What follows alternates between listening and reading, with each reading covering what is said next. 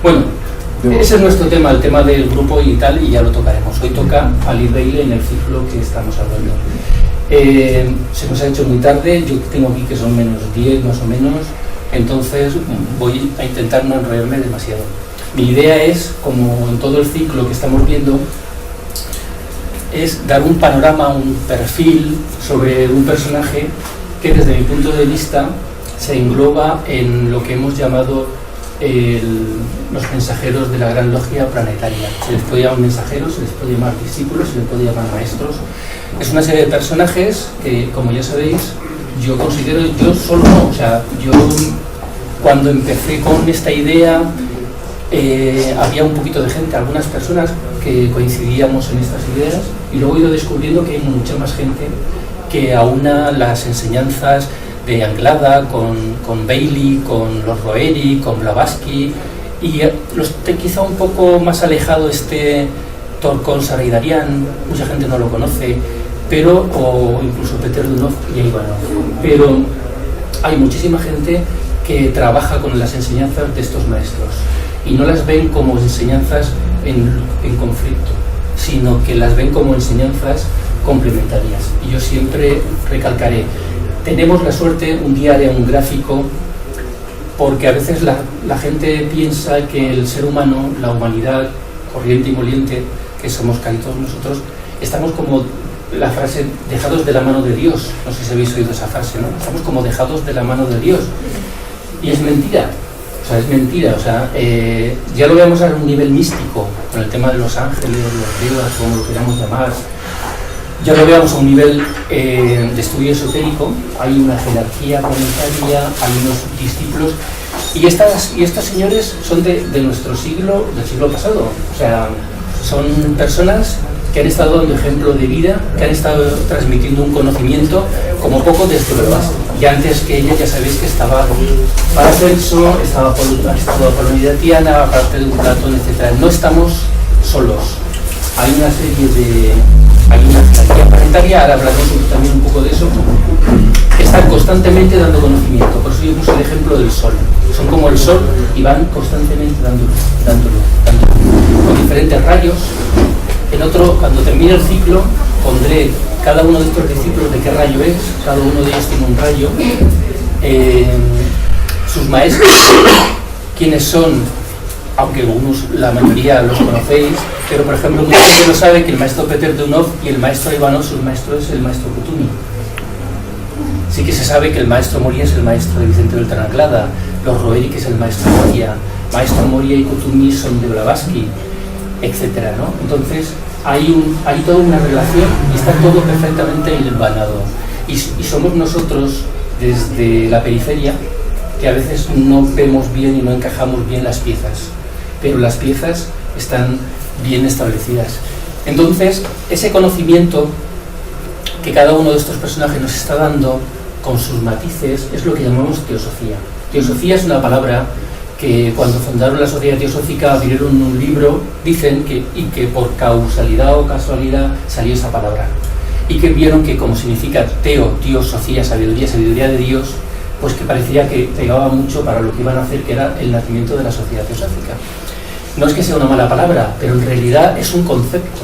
La palabra, por lo que quiere transmitir teosofía, es que hay un conocimiento, hay una sabiduría atemporal, divina, como lo queramos llamar, sabiduría perenne, ciencia esotérica, hay miles de nombres de un conocimiento que en nuestro siglo se difunde con la palabra teosofía y que cada uno de estos maestros da una parte o la explica de una manera. ¿Entendéis la idea? Eso es como el color blanco y los diferentes colores, ¿no? Entonces, ese conocimiento es el que cada ser humano puede acceder y accederá en algún momento cuando internamente se convierta en su propio maestro. Y hoy en día, como hay una jerarquía planetaria, hay seres superiores porque existe una evolución, hay gente menos evolucionada y gente más evolucionada. Y hay gente que está muy evolucionada, que tienen un acceso a este conocimiento mucho más profundo. Ahora cuando veamos la escuela arcana y el tema de la nueva era, Piscis y Acuario, si da tiempo, veremos que ese conocimiento te da una perspectiva de la vida, de las civilizaciones, que cambia. El concepto de Antakarana, que es un concepto muy difundido por la escuela arcana, por el maestro tibetano, si lo entiendes, te da una pauta, un conocimiento de la transmutación interior, que es un conocimiento que tienen estos señores que nos lo van dando. ¿Entendéis lo que quiero decir, no? Entonces, también es verdad que uno puede ser como todo, es como el que le gusta más la Inmaculada Concepción o San Cristóbal, aunque creo que San Cristóbal lo habían quitado. Oí yo que San Cristóbal lo iban a quitar del pastoral, ¿se llama pastoral? Santoral. No puede quitar a San Cristóbal, los conductores. Bueno, hay gente más devota de un maestro que de otro, pero eso no significa nada. Lo que el ser humano tiene que intentar es que todo lo que une, todo lo que es unión, es evolución hacia lo divino. Todo lo que es separación es muerte. Entonces, la unión de todas las enseñanzas de estos señores es una especie de caudal de conocimiento, de sabiduría inapreciable. Y hay para muchas vidas. Lo que ocurre es que cada X tiempo hay que dar una enseñanza actualizada. En tiempo de Blavatsky había que romper moldes, además, porque Blavatsky vino para romper moldes. Salíamos de una época de la Edad Media, luego de la historia de la Revolución Francesa, etcétera, de una época de oscurantismo, y había que sacar el conocimiento de los templos al exterior, y eso lo hizo Blavatsky. Por eso también su temperamento es un tipo de temperamento, ¿no? Y luego los diferentes maestros han ido dando el conocimiento en el momento adecuado. Baile, por ejemplo, que es la que nos ocupa hoy en día, tenía que dar un conocimiento más adaptado al tránsito de la era de Piscis a la era de Acuario. Entonces hay todo un conocimiento del Tratado de los 7 rayos, el fuego cósmico y una serie de ideas que vamos a ir viendo, de conceptos, de temas que son el aporte del tibetano más bien que de Ali Baile a nuestra civilización. Y seguirán viniendo maestros o discípulos dando su conocimiento. Y luego hay muchos grados de discípulos. Hay gente que simplemente retransmite y luego hay gente que trae cosas más importantes, porque hay toda una cadena. Entonces a mí me gusta, tal vez porque soy historiador, me gusta cuando estudio estos personajes ver su vida, lo que hicieron, y así también se entienden muchas cosas, ¿no? Entonces yo voy a intentar hablaros de 3 grandes elementos. Un poco de Alice Bailey, ella, cómo era, y de su vida, su relación con el maestro del tibetano, y luego la escuela arcana que creó ella por propia iniciativa. He puesto evangelización porque, bueno, el nombre auténtico lo tenéis. Alice Ann Latrude Bannon. Bailey es porque luego se casó más adelante con Foster Bailey y entonces cogió el apellido. Evangelización porque ella era inglesa. Sus padres murieron cuando ella era muy pequeña, no sé si con 8 o 9 años. Ella y su hermana quedaron huérfanos. Los padres murieron de tuberculosis, no a la vez sino en 2 periodos, pero ya os digo, con muy pocos años. Entonces, aunque eran de buena posición y pasaron a vivir con su tía, las 2 hermanas, ella era muy desgraciada. Tenía celos de la hermana, tenía muy mal carácter, creyó y mantuvo la idea toda su vida de que su padre no le quería, y aunque eran de clase alta, no le gustaba ni la sociedad en la que estaba, ni algo que se hacía antes mucho, cuando llegaba un poco la edad de casaderas, de que las iban llevando por las fiestas, para ir presentándola a los posibles candidatos, ¿no? Entonces ella odiaba todo eso, hasta el punto de que se llegó a intentar suicidarse. Antes de los 15 años tuvo 3 intentos de suicidio. La primera se tiró por unas escaleras de una cocina y no se mató. Y la criada la cogió y tal y tal. Las segundas, con arena, tragando arena, se intentó matar. Me río porque luego ella hace comentarios. Y la tercera se tiró en un río de Escocia a ver si ahí se moría, ¿no?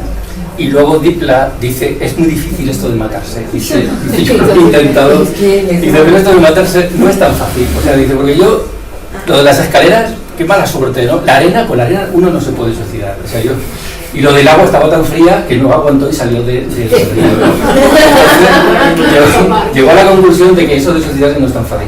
Pero aún así, dice que entiende a la gente que ante un mundo que le puede aparentar triste, desolado, lo que podría ser hoy en día una persona que no tenga ningún tipo de ideal ni de esperanzas y tal, y en la crisis, ¿no? Una persona que a lo mejor echan de su casa, no tiene trabajo, hay una serie de circunstancias de la vida que a mucha gente le puede llevar a decir, bueno, yo pago aquí, yo me voy, ¿no? Entonces ella dice que, y recalco esto como otros elementos de su personalidad, porque por un lado estos personajes, su vida cotidiana no difiere mucho de la de nosotros, ¿no? Lo que los hace especiales, por ejemplo, a ellas su relación con el tibetano, pero como persona ya veis que era y tuvo una influencia muy religiosa de la Iglesia, de la Biblia, evidentemente anglosajona, ¿no? Entonces ya muy pronto se dedicó a evangelizar, se dedicó a ir en la Iglesia a crear grupos para enseñar la Biblia, explicar los evangelios. Se fue incluso a Escocia y estuvo en Escocia viviendo una temporada enseñando. Se fue a la India.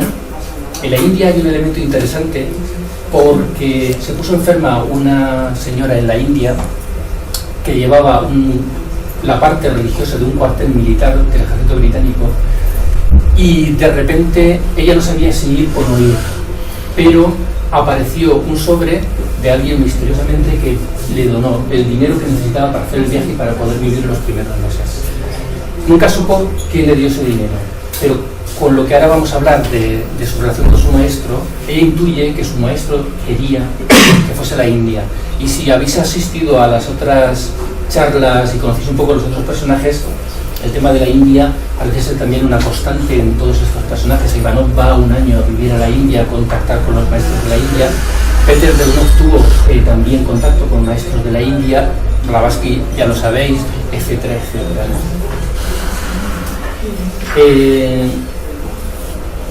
Pero lo más importante de esta época de su vida es el contacto con su maestro Kuthumi. Maestro Kuthumi, que cualquiera que estudie la teosofía y la historia de la sociedad teosófica, Blavatsky lo tiene que conocer, ¿no?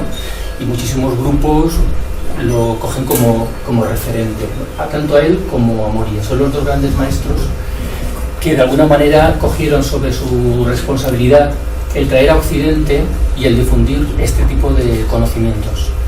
Entonces ella cuenta cómo cuando tenía 15 años de repente estaba en la habitación y apareció un señor muy bien trajeado.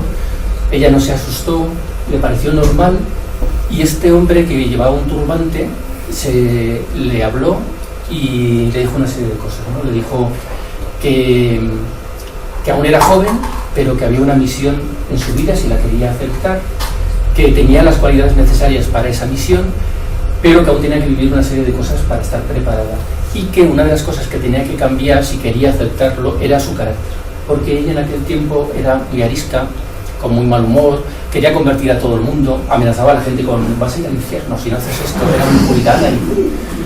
Y entonces ella le impactó tanto ese señor que apareció en su vida, que ella no sabía quién era, y ahora viene una historia bonita en ese sentido, que dijo voy a cambiar mi carácter. Se dio cuenta, ¿no?, de que su carácter no era muy agradable y empezó a cambiar. O sea, saludaba a la gente, no se contenía la ira, el mal humor, y hasta tal punto que su familia pensó que se estaba poniendo enferma, porque el cambio era tan brusco y había pasado de enfadarse y tal a esa actitud tan amigable y tan dulce que dicen hasta le está pasando algo, ¿no? El cambio fue brutal, ¿no? Y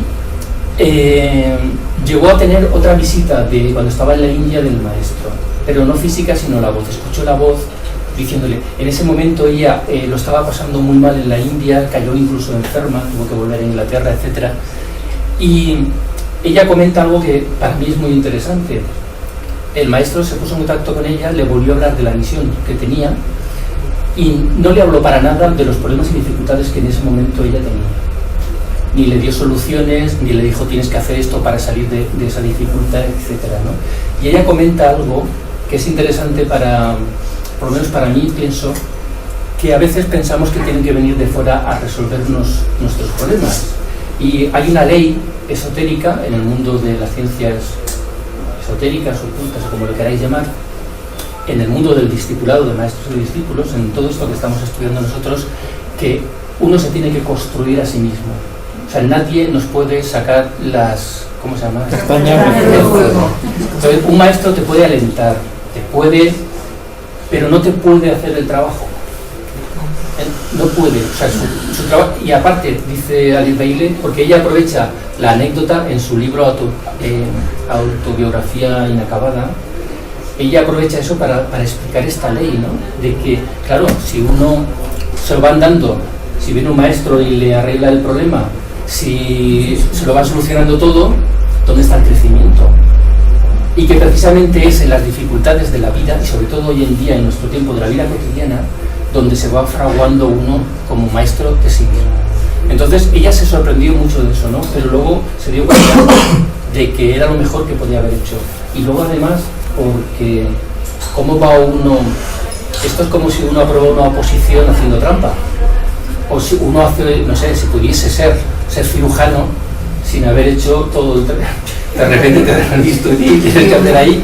Claro, entonces, no, uno tiene que estar preparado para poder resolver niveles cada vez de más dificultad, ¿no? Y lo tiene que hacer uno.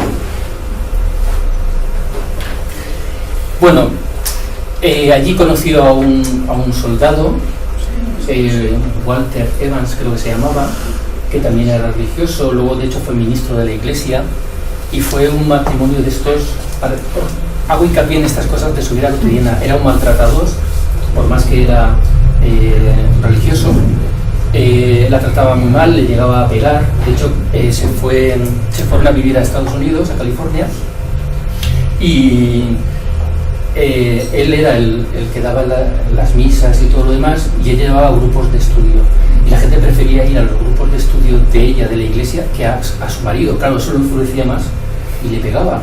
Y la gente que de alrededor, para intentar ayudarla, invitaba al marido a fiestas y a la casa para que la dejaran en paz. Llegó a tener 3 hijas, aunque ella reconoce que a las hijas nunca les hizo nada, ¿no? Pero ella tanto la trató de mal y tal, que al final tuvo que se divorciaron, ¿no? Y entonces conoció a este señor, que era teósofo, y empezó una relación para toda la vida, donde fue amigo, fue compañero de trabajo, fue, vamos, el hombre ideal para ella, y ella para él, evidentemente, ¿no? Y pongo esa foto porque en esa época era muy pobre, muy pobre, muy pobre, tenía que mantener a sus hijas. Hay montones de anécdotas. Dice el pollo, y dice, ya sé por qué el pollo es un ave sagrada. Y dice, ¿por qué? ¿Por qué? Dice, porque es lo que comen todos los curas, los de la iglesia en América. O sea, claro, es un santo porque es lo que comen los de la iglesia. Y tuvo que ponerse a trabajar en una fábrica de sardinas, de enlatado de sardinas. Empezaba a las 4 de la mañana, un montón de horas, maltratada, se reían de ella porque era muy beata, era muy religiosa, y fue uno de los peores momentos de su vida. Y entonces fue un momento que cambió el chip y dijo, bueno, esto lo voy a cambiar. Y entonces dice, ya que tengo que estar aquí, tengo que soportar esto, me voy a convertir en la más trabajadora y le voy a sacar partido, y se convirtió en el número 1 de las sardinas de la fábrica. Y es interesante porque llevaba una vida normal y corriente, y aunque era madre de 3 hijas, iba a trabajar en esos horarios y asistía a la iglesia y los grupos y todo lo demás, además, o sea, y planchaba, lavaba, y bueno, lo de lavar, comenta ella que se trajo de Inglaterra muchísima ropa de lencería, no de encaje, y como no sabía lavar, porque ella había sido la aristocracia, la destrozó. Hasta que una chacha que había por ahí dijo, mire señora, usted será todo lo que quiera, muy noble, muy no sé qué, pero no sabe lavar, venga aquí, le enseñó a lavar. Y ella va contando eso, de cómo gente que no la conocía de nada le iba ayudando en su vida en determinados momentos. Y en ese momento de la fábrica, ella también dice, yo planchaba, y mientras planchaba estaba leyendo. Mientras hacía la comida tenía el libro y estaba leyendo. Mientras hacía no sé qué iba leyendo. Y mientras iba haciendo sus labores, y aprendió a la lectura rápida, a poder leer con mucha rapidez una página entera. Dice, si eso lo he hecho yo, lo puedo hacer cualquiera. Y también lo pongo como ejemplo porque mucha gente dice, yo no tengo tiempo de nada, no tengo tiempo de nada, no tengo tiempo de nada. Esta mujer era capaz de llevar, repito, su trabajo en la fábrica, su marido, la iglesia, sus hijas, las tareas de la casa y además tenía tiempo de estudiar. Y otro elemento interesante de su biografía que quiero destacar es que ella critica a la gente que pone por delante su realización interna a la relación con los demás.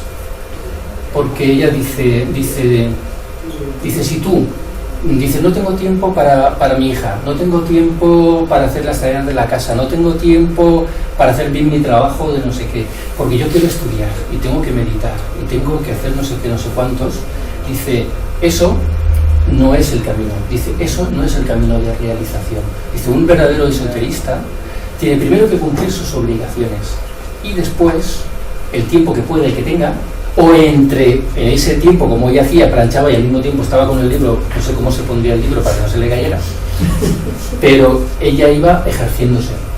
Entonces critica a la gente que por la excusa, porque ella dice de la autosalvación, de conseguir el nirvana, que diríamos, ¿no? Sacrifica amistades, sacrifica familia, sacrifica sus obligaciones, su trabajo, etcétera, etcétera, ¿no? Entonces, ella ya en ese tiempo era de esa forma, ¿no? Entonces, allí en California, voy un poquito rápido porque para que si nos da más o menos tiempo, ¿no?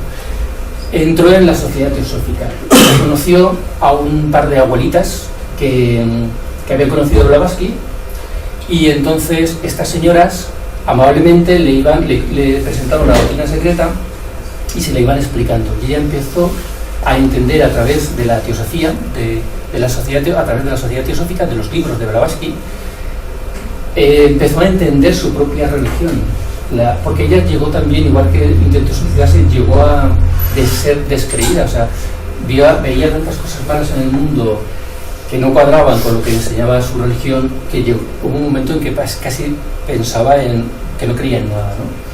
Entonces, cuando vio que a través de la doctrina secreta y de la lectura teosófica, de la teosofía que estábamos hablando antes, le empezaba a entender las cosas y empezaron a cuadrarle las cosas, cambió su conciencia. Y se metió en la Sociedad Teosófica, conoció a Norman Foster, no se casó con él, estuvo durante un tiempo hasta que se divorció totalmente de Evans, luego se fueron a Nueva York, ahí fundaron la Escuela Arcana, pero bueno.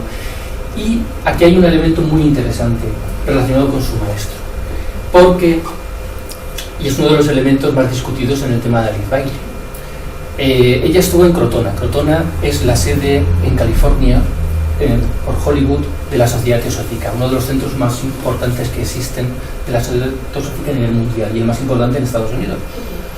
Y allí es una ciudad, hoy en día sigue habiendo casas donde viven los teósofos, hay unos parques, hay un templo, hay un edificio para la escuela interna, en un lado de la carretera está la Sociedad Teosófica y al otro lado de la carretera está la organización de Krishnamurti, una organización relacionada con Krishnamurti. Los directores de ambos grupos son los mismos, a veces los que dirigen Krishnamurti dirigen la Sociedad Teosófica y viceversa, porque no hay lucha entre ellos. Y allí entró en uno de los templos de una de las salas de meditación y estaban las fotos de los maestros de la Sociedad Teosófica. ¿Y qué vio? Vio el cuadro del maestro Kuthumi y se quedó alucinada. Pero como era joven, bueno, en ese momento tenía unos 35 años, dijo, este hombre lo conozco yo. Dice, yo cuando tenía 15 años vino a verme y yo he tenido contacto en varias ocasiones a lo largo de mi vida con este maestro. Claro, los que estaban alrededor, teósofos de pro, o sea, más, ya llevaban años, dijeron, ¿tú estás loca? ¿Cómo? ¿Quién eres tú para que el maestro Kuthumi se te haya acercado a tu casa, se haya dignado a hablarte?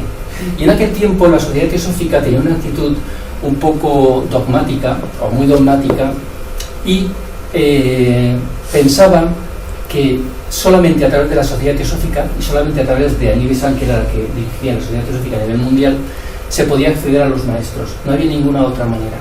Cualquier persona que quisiera acceder a la jerarquía, a los maestros, tenía que pasar por la Sociedad Teosófica. Entonces no encajaba, o sea, como ella con 15 años ya tenía contacto con los maestros, ¿no? Y entonces ahí se rieron de ella, empezaron a meterse con ella, la atacaron, la criticaron. Ella llevaba una revista, trabajaba en una cafetería que había ahí en la Sociedad Teosófica, daba clases, o sea, empezó a coger una serie de responsabilidades, y todo eso se lo iban destrozando, le iban atacando porque ella iba con esas ideas sobre su maestro Kuthumi, ¿no? Entonces llega un momento en el que le pasa algo trascendental, que también es muy comentado, pero por quien no lo sepa, ella, hay también una cosa que me gustaría también decir.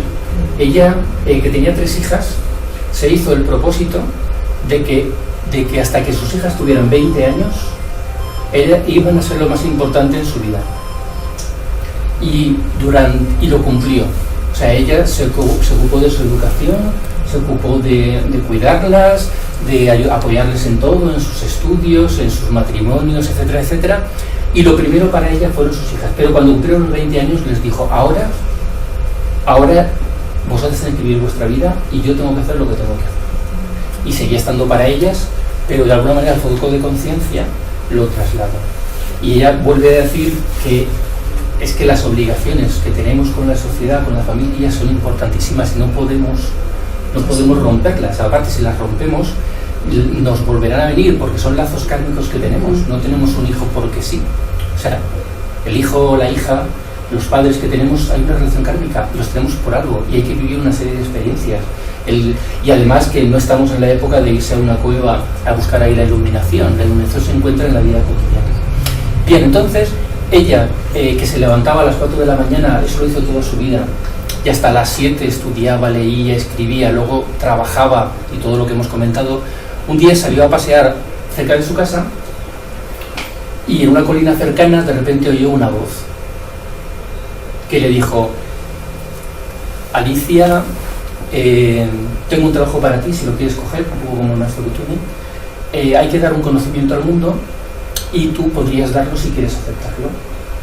¿Me quieres ayudar para transmitir? Hay que escribir una serie de libros y tal. Y entonces ella dijo que no. Dijo, ¿qué? No. E incluso se escandalizó de oír una voz. Dice, esto es psiquismo, esto es mediumnidad, esto no está bien. Cualquier teósofo está en contra del psiquismo. Y entonces ella dijo que no. Entonces esa voz le dijo, piénsatelo, dentro de 3 semanas vuelve aquí y te lo volveré a hacer la pregunta.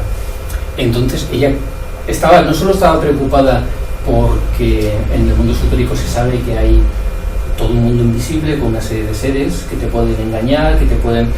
Y no solamente el tema era ese, sino que tenía miedo de volverse loca metiendo en ese tipo de asuntos, y ella estaba por sus hijas. Por eso os he puesto el ejemplo, ¿no? O sea, ella quería estar sana y estar fuerte para cuidar a sus hijas. A las 3 semanas volvió a la colina y volvió a oír la voz. Dice, ¿tú lo has pensado? Y dice, no, yo no quiero hacerlo.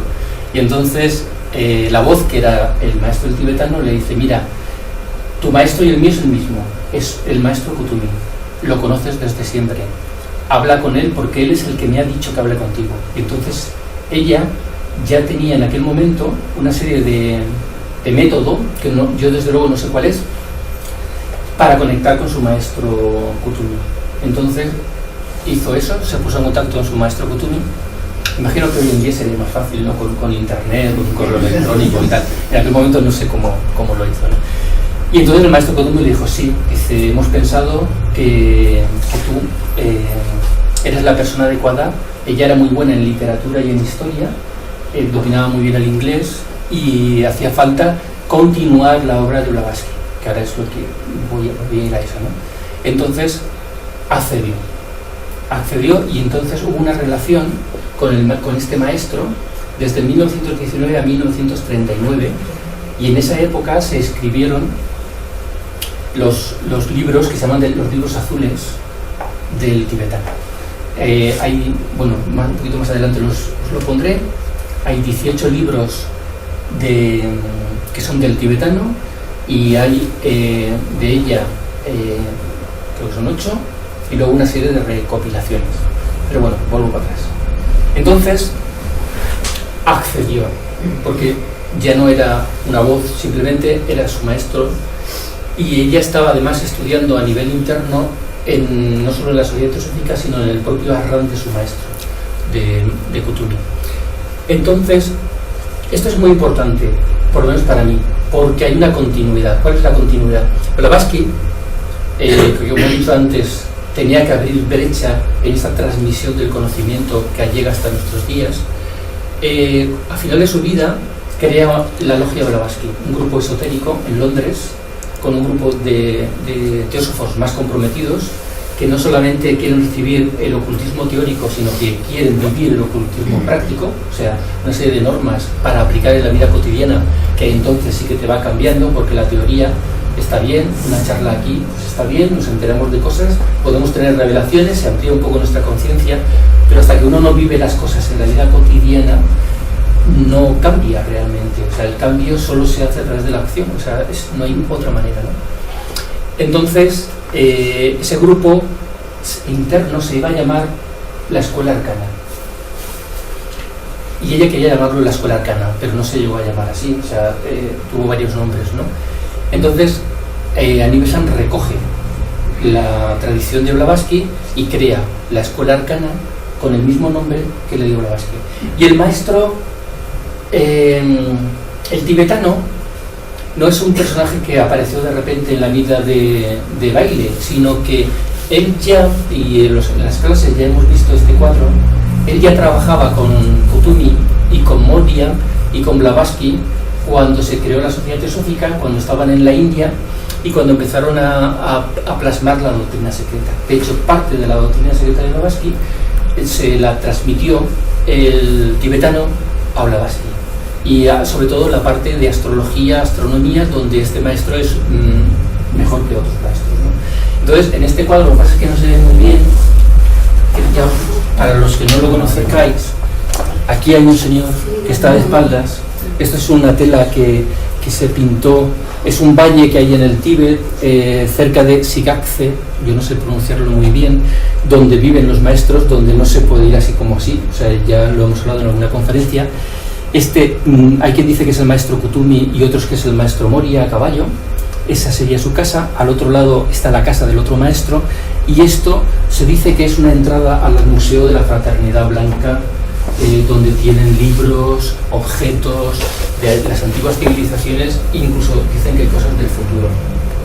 Entonces, el tibetano ya formaba parte de la historia de la sociedad teosófica, no es algo que aparece de repente, y de la misma manera que ayudó a plasmarse la doctrina secreta, con Bailey, con Alicia, coge el proyecto de plasmar los libros con un nuevo conocimiento, una continuación del conocimiento. De hecho, el libro del Tratado del Fuego Cósmico se dice que es la explicación psicológica de la doctrina secreta, y los libros de los rayos es una ampliación de cosas que en Blavatsky están dejadas caer. En la Logia Blavatsky, en las instrucciones esotéricas se habla un poquito más, pero no se llega a explicar. Entonces, es como si se hubiese dejado el trabajo inacabado y lo retoman y empiezan a trabajar con él. Al principio, como ella no tenía desarrolladas mucho su capacidad mental, fue por clariaudiencia. Clariaudiencia es que oyes una voz en tu cabeza que te va diciendo las cosas. Pero ella, haciendo unos ejercicios y unas dietas que le dijeron sus maestros, desarrolló un nivel de telepatía muy alto, hasta el punto que oía internamente lo que le dictaba el tibetano.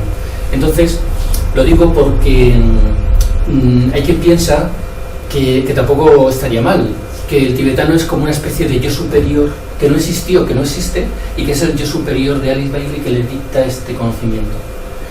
Yo soy partidario de que sí que existe. Además, el tibetano también es maestro de Francisco Bruaya, otro de los personajes que teníamos en la rueda, y de Tokon Saridarian, y de esta relación también con Vicente Beltrán Anglada y con otros maestros, o sea, y discípulos.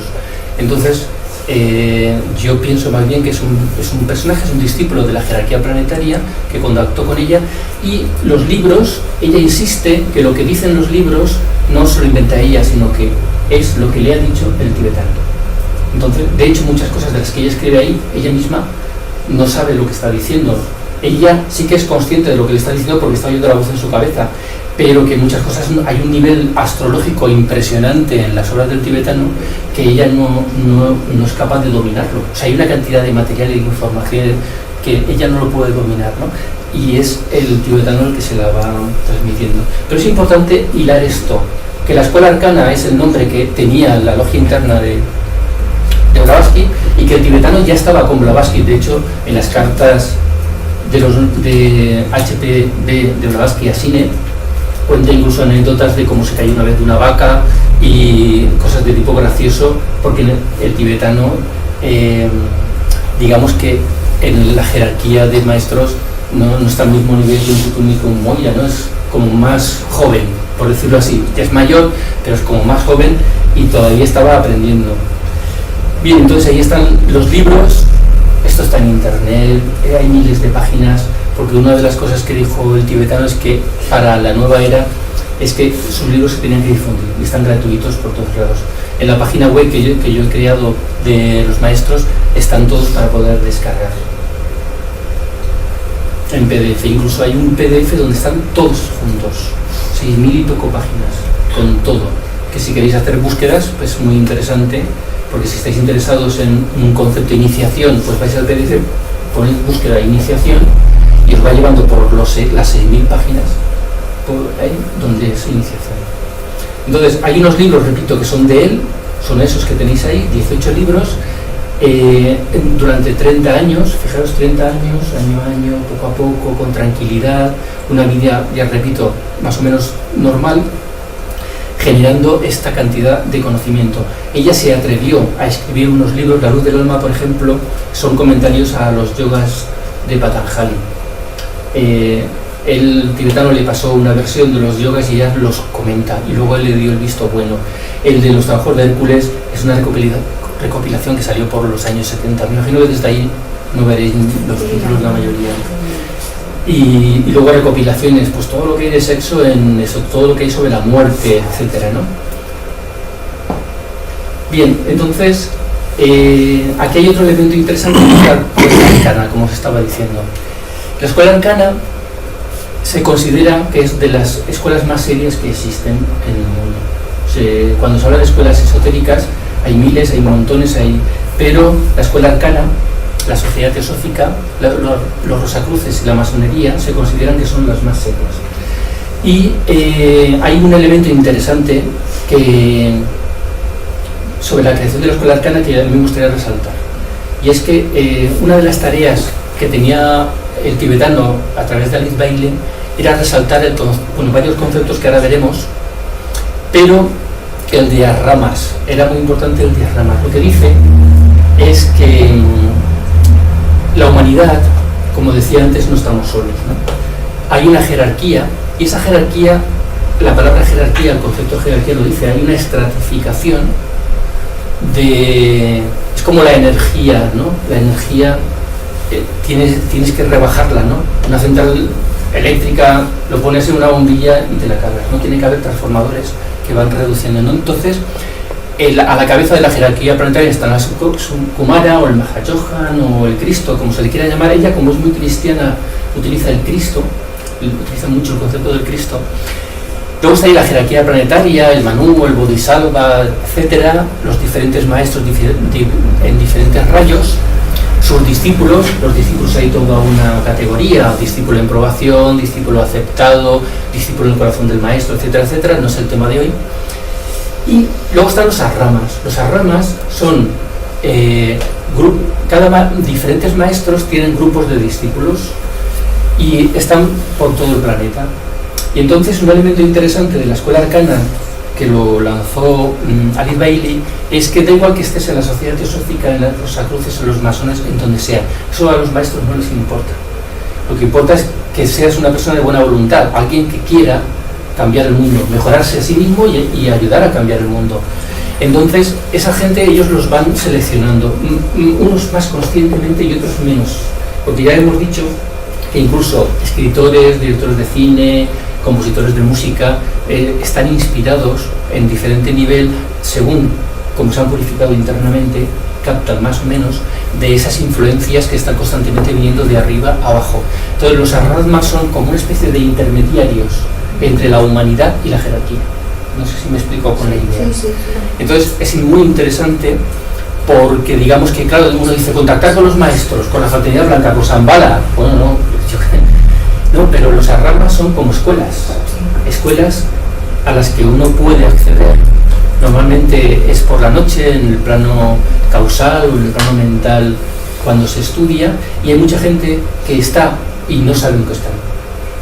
Porque como conté una anécdota de Peter Dunov y Ivanov, y también de Anglada, cuando vuelves no recuerdas lo que ha pasado. Y el trabajo es interno, Entonces este es uno de los aportes de la escuela arcana. Y otro elemento también muy importante de la escuela arcana es que dice Bailey que mucha gente con muy buena intención dice que hay muchos tipos de escuelas en el mundo, ¿no?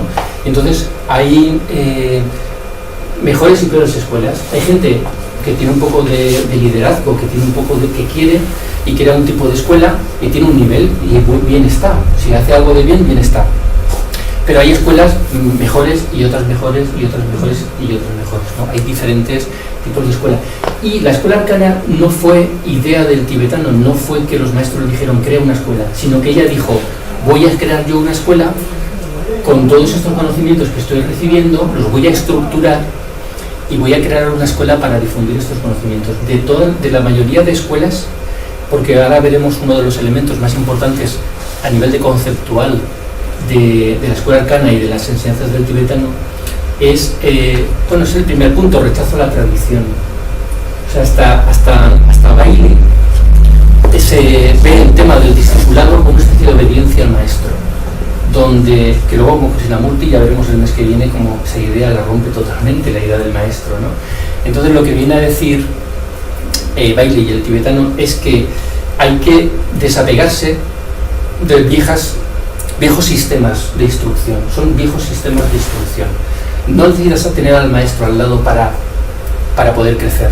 El maestro, como hemos dicho alguna vez, es un báculo, es un ejemplo de lo que, pero eso de obediencia y menos todavía ciega, imposible. O sea, no debería de ser. Si uno hace eso, se vuelve ciego al conocimiento, se vuelve ciego y no ve por sus propios ojos, ve por los ojos del maestro. De hecho, ya en las cartas de los maestros dice Kutumi que ellos no ordenan, ellos insinúan, pero no ordenan. Y nunca le dirán a nadie lo que tienen que hacer, porque, y además lo dice una razón esotérica. Dice Kutumi, si yo te digo, crea un orfanato para cuidar niños, y lo haces, el karma positivo de crear un orfanato, en parte me lo llevo yo. La idea es mía. Yo te estoy diciendo lo que tienes que hacer, cómo lo tienes que hacer, y tú me estás obedeciendo. Te vas a llevar tu parte de karma. Entonces los maestros, lo que quieren es gente con iniciativa, aunque se equivoquen, con iniciativa, para hacer el bien, para hacer lo que se llama en la escuela arcana el movimiento de buena voluntad, para hacer el bien. Y entonces ella creó la escuela arcana con esa idea. Por eso una de las características de la escuela arcana, que tienen un centro principal en Nueva York, otro en Ginebra y otro en Londres, que los cursos son por internet, no estás suscrito a ningún horario, no estás bajo ningún jefe, ni instructor, ni nada.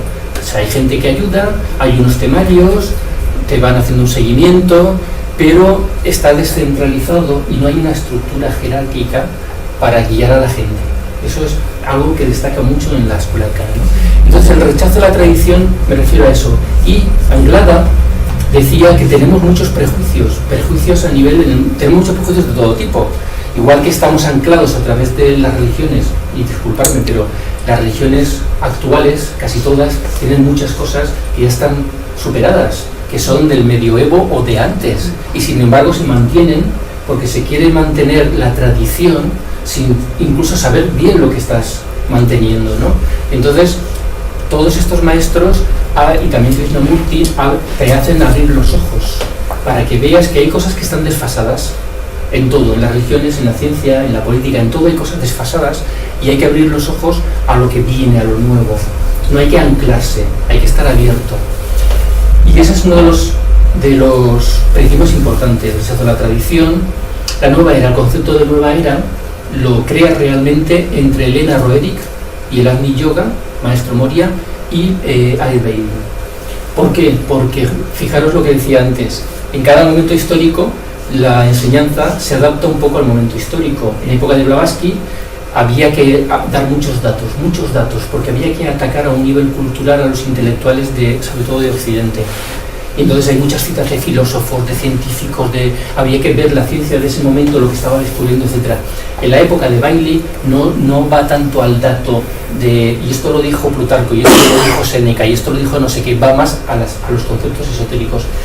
¿Y por qué? Porque estamos en el final de Piscis y en el inicio de la era de Acuario. Sabéis que cada 2000 y pico años, 2155 creo, ¿no? 41, hay un cambio de era, y eso que ya lo veremos en el grupo de estudio con más detenimiento. Cada era tiene unas influencias astrológicas, y recordad que el tibetano es uno de los maestros de la jerarquía de los que más saben del tema astrológico, y reconocido incluso por Kutumi. Entonces había que dar un conocimiento adaptado, por eso hay un libro de astrología esotérica también, adaptado a los tiempos que estamos viviendo. El cambio de era no es de un día para otro, o sea, el cambio de era son varios cientos de años donde la influencia de Piscis se va perdiendo y la de Acuario. Entonces la enseñanza de la escuela arcana está muy pensada, muy creada, muy dada, muy estructurada para el cambio de las influencias de Piscis a las influencias de Acuario. Y las influencias de Acuario son sobre todo fraternidad. Entonces, la forma de plasmar este cambio, esta nueva era, son varias formas. Una de las ideas es la de los triángulos. Lo de los triángulos es que tres personas se pongan de acuerdo en cualquier lugar. Pueden ser tres personas que físicamente queden en una casa, o pueden estar en cualquier lugar del mundo, y no tienen ni siquiera que ser a la misma hora. Tres personas se tienen que poner de acuerdo. La escuela arcana tiene un registro por internet para que la gente se pueda poner de acuerdo, y entonces meditan e intentan lanzar pensamientos, emociones positivos, visualizando el planeta como una red de energía, de forma que vaya influenciando a todo el planeta. Es un uso del poder mental, incluso ellos dan consejos, tienen un boletín, dan consejos sobre frases en las que uno puede meditar, ideas, etcétera. La idea es lanzar luz al planeta para ese cambio. Luego también está el movimiento de buena voluntad mundial, que está muy asociado a la UNESCO. De hecho, en la UNESCO hay una sala que se llama la sala de meditación, que está gestionada por la escuela arcana. Y la UNESCO es lo que es, no. La UNESCO intenta ser lo que debería de ser en el futuro. O sea, algún día la UNESCO será un arquetipo que todavía no se ha plasmado, ¿no? Una organización mundial para ayudar a los diferentes pueblos de la Tierra a coordinarse, y que en vez de que haya una guerra para solucionar un conflicto se pueda conseguir de otra manera. Y en eso están. Y aquí hay un elemento para mí muy importante. No sé si estamos adelante, pero me lo voy a parar aquí, que es el tema de la política. O sea, hay una cosa que yo el otro día tuve una revelación, no me voy a extender mucho, yo tengo diferentes, yo le llamo revelaciones. O sea, para mí una revelación es que en un momento determinado algo lo ves con mucha claridad. Y me imagino que a todos nos pasa, ¿no? Entonces de repente dices, joder, no me doy cuenta, ¿no? Entonces yo tenía unas ideas políticas, no voy a entrar a explicarlas, y de repente leí una cosa en Ali Bailey en su autobiografía, que a mí me llegó, porque yo pienso igual, pues será por eso lo semejante, ¿no? Y es que yo siempre he dicho, y vosotros me habéis oído decir, que no estamos en un momento tan malo de la historia, que aunque estamos en un momento muy malo por muchas razones, nunca ha habido tantas ONGs, nunca ha habido tanta gente interesada en ayudar a otros, Médicos Sin Fronteras, hay un tsunami y gente que dona dinero, con gente que se va a salvar a la gente, o sea, y no solo eso, sino que hay algo que se puede ver en la calle, o sea, la gente tiene preocupación política, o sea, seas de un partido o de otro, te preocupa la ley del aborto, te preocupa las leyes económicas, si te van a influenciar o no. Esa preocupa, o por ejemplo salir en masa, que yo siempre estaba en contra de las masificaciones, pero eso de que de repente salga toda la gente a la calle para protestar por una guerra, ese movimiento denota que la humanidad está, por lo menos una parte de la humanidad, tiene otro nivel evolutivo superior a la antigüedad, porque lo de antes era tu familia, tu pueblo y los clanes y cosas. Ahora hay una preocupación mundial. Todo tiene su parte negativa y su parte positiva. La aldea global tiene una parte negativa, ¿no? Pero es lo que nos está permitiendo las nuevas comunicaciones de conocer lo que está pasando en el mundo, y esa preocupación que casi todo el mundo tiene, de ver no solo cómo me afecta a mí si sube o baja el IVA, ¿no?, sino la sanidad, el ver que hay gente que le están tirando de las casas, esa preocupación política es algo que destaca Bailey como uno de los indicios de que la humanidad está en un nivel evolutivo relativamente avanzado en comparación, y que es un elemento propio de Acuario, porque, repito, la palabra clave de Acuario es fraternidad, es la unión de todos los hombres por encima de las individualidades, es lo colectivo, lo social por encima de lo individual. Y entonces, y para mí ha sido, porque yo lo digo, una revelación. Si alguien luego algún día en privado quiere, le explico con más detalle. Otro elemento interesante es el dinero. El dinero, que a mí me está replanteando si en el curso cobro o no cobro, porque, claro, el dinero es energía. No, ya hablaremos de eso. El dinero es energía. Y entonces, a veces en el mundo espiritual se peca por exceso, por defecto, se peca porque se quiere cobrar de todo, y hay gente que quiere vivir a costa de lo espiritual. Bailey, igual que Blavatsky, igual que todos estos maestros, nunca cobraron por nada de lo que hicieron. Pero mira, cuenta una anécdota, me he olvidado de ella, cuenta una anécdota. Bailey hacían unas conferencias en Nueva York que venían, no sé si 5.000 personas o 2.000 personas, una barbaridad. Se llenaban para hablar de estos temas y para ofrecer a la gente que quisiera entrar en la Escuela Arcana y seguir aprendiendo y tal. La Escuela Arcana también es gratuita, funciona por donaciones. Y entonces veían que muchísima de esa gente que venía se iba y nada, o sea, ni se interesaban, ni se apuntaban a los cursos, ni tenían ningún tipo de interés. Parecía que dicen, bueno, ¿dónde voy esta tarde? Pues me voy a la conferencia, me dan un baño de ideas tal y tal, ¿no? Y entonces cambiaron y dijeron, vamos a cobrar, no sé si eran 5 céntimos, una miseria. De 2.000 personas, por poner una cantidad, pasaron a 200. Y antes, que había problemas de espacio, de seguridad, de tal, de repente, pues, oye, parece mentira. Pues eso hizo que cambiase la actitud. Porque la gente cuando dice, uy, si es gratis, pues, pero en el momento que dicen 5 céntimos, que era una miseria, ya se lo replanteó. Y entonces, ellos no lo hacían para sacar el dinero. Ellos lo que querían es seleccionar la gente que realmente tenía interés. No es lo mismo, ¿no? Pero lo que dices tú es crear energía. Es que es una energía, el dinero es la energía que mueve los países. Entonces, de hecho, aquí yo también no tuve una revelación, pero sí que con todo este tema de la crisis, hay un banco, que no recuerdo el nombre, creado por jubilados de otros bancos, que le llaman el concepto de la banca ética. ¿Triados bancos? No sé, puede ser. No sé, hace tiempo que lo vi. Y ellos lo que dicen es que tu banco juega con tu dinero, lo invierte y tal, pero tú sabes en qué invierte tu dinero. ¿Y si lo están invirtiendo en algo que va en contra de tus principios?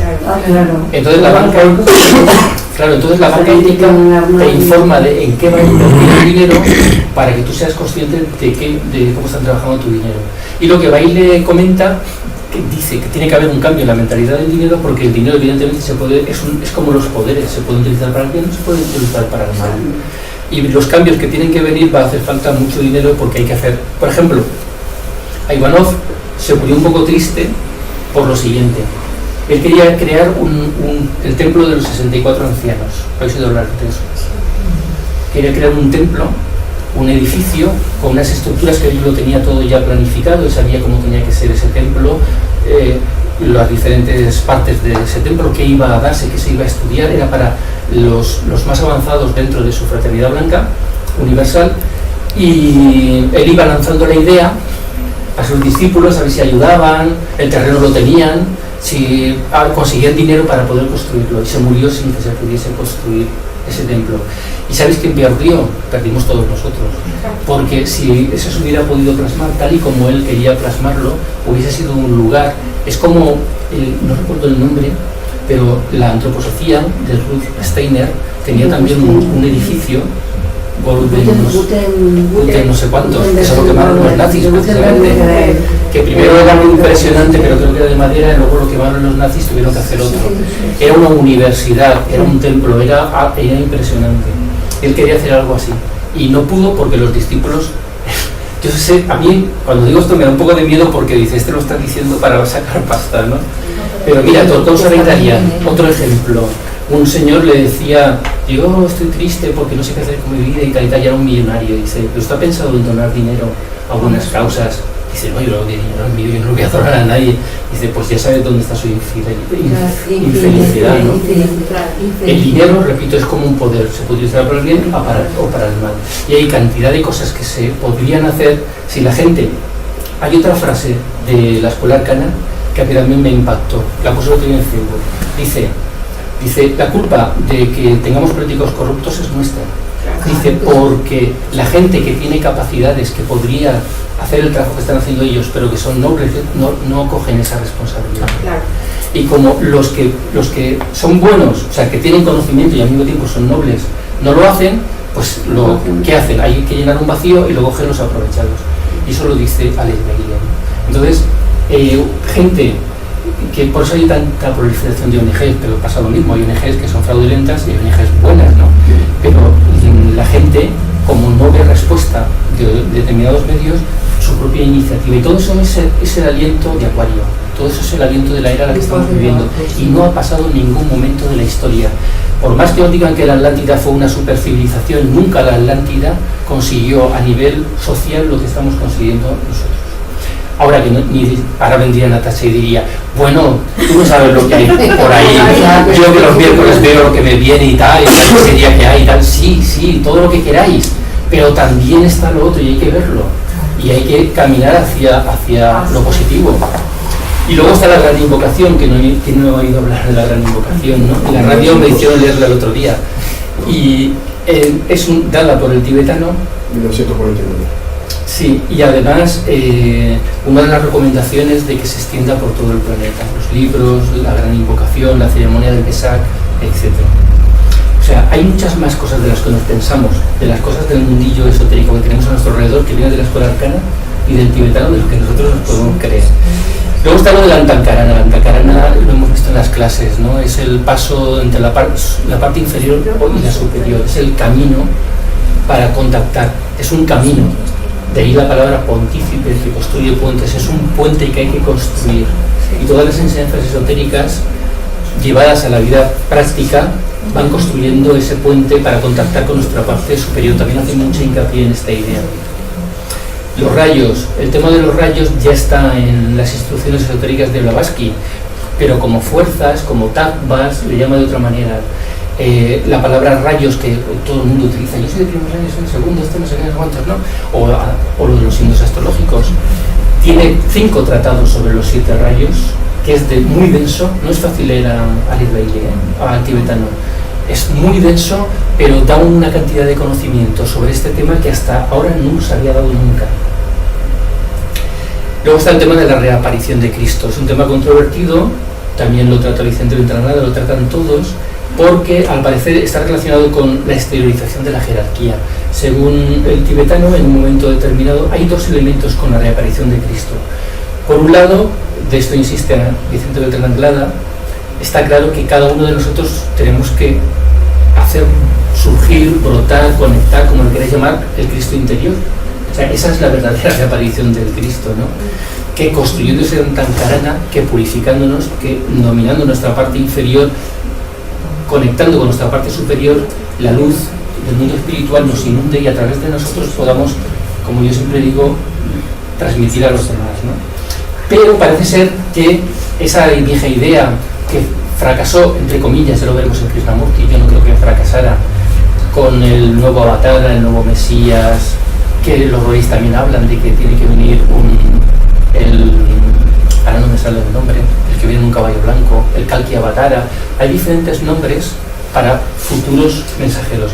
Esa idea no es contraria a la teosofía. La sociedad teosófica dice que durante toda la historia de la humanidad han ido viniendo determinados personajes, y el Bhagavad Gita mismo dice que cuando la desolación, la corrupción, etc., llega al mundo, Krishna se manifiesta, el Cristo se manifiesta en la tierra para orientar, para dar otra vez un impulso para que la gente que se ha desviado pueda otra vez coger el buen camino de la evolución, por decirlo así, ¿no?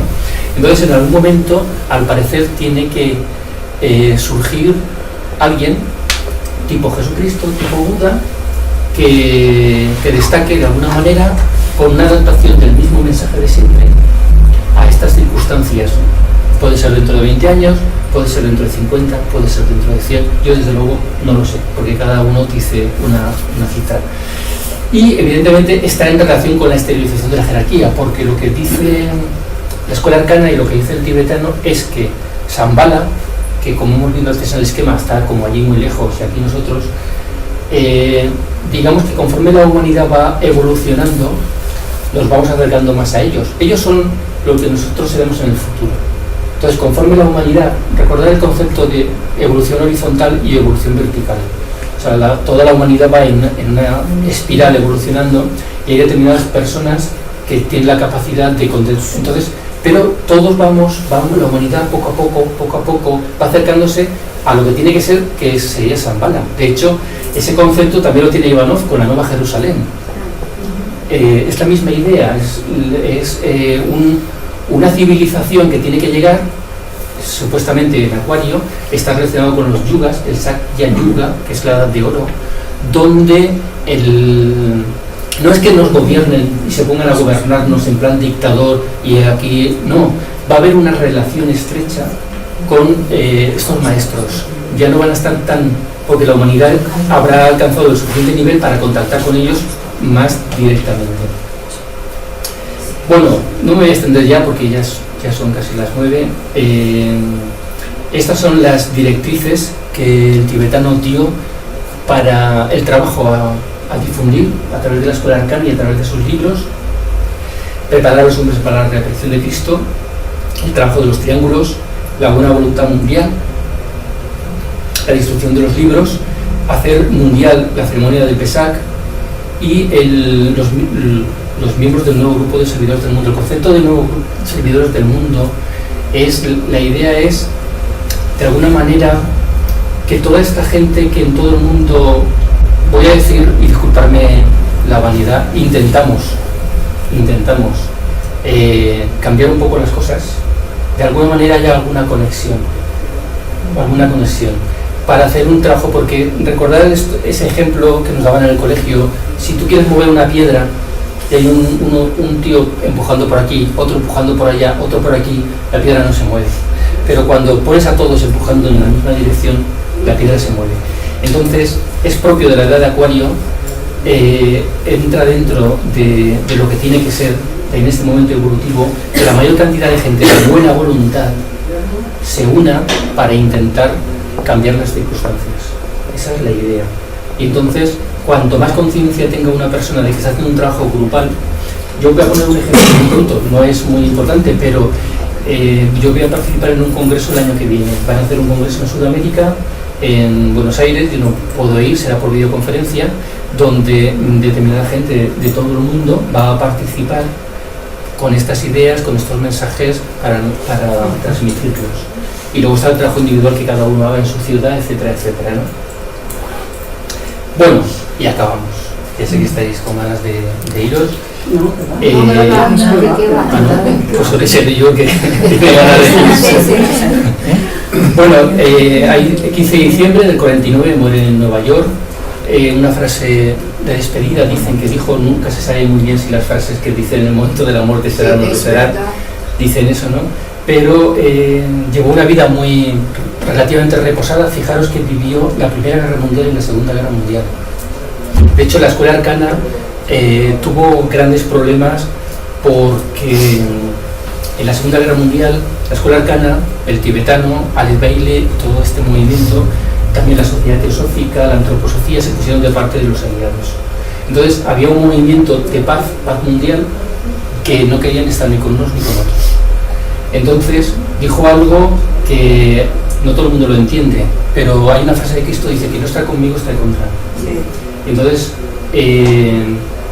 hay otra frase que dice: si no estás en contra del mal y no haces nada, estás dejando que el mal gane, ¿no? Y entonces en aquel momento los malos, entre comillas, por más que hay muchísimo esoterismo, y yo soy de los que ha estudiado, creo, con bastante profundidad el esoterismo del mundo nazi, de la parafernalia, de los símbolos, las runas, las ceremonias y un montón de cosas que os podría contar aquí, ¿no? Muy interesantes. En realidad, estaba dirigida por fuerzas oscuras, fuerzas negras. Precisamente porque conocía esos símbolos y esa tradición llegó a muchas masas. Claro. Todo el movimiento nazi es otro tema, es una conferencia con mucho cuidado, pero es la apuesta del conocimiento oculto, es la puesta en práctica del conocimiento oculto para el mal. Por más que tienen muchas cosas muy buenas, porque claro, pero ya no estoy, porque los soldados, muchos de los generales alemanes eran verdaderos caballeros y muchos de los americanos y los ingleses no lo eran, y los soldados medios alemanes creían en el honor y una serie de valores porque no todos eran de campos de concentración, de hacer torturas y de cargarse a los judíos. O sea, había muchos valores, y en la vuelta al paganismo del mundo nazi tenía mucho de positivo, pero estaba todo dirigido, estaba todo usado para el mal. Entonces, ¿qué pasa? Que los movimientos pacifistas de aquella época pasaban decían que no, ni a unos ni a otros, dicen somos pacifistas, ni a unos ni a otros. Bueno, ahora pienso en Suiza.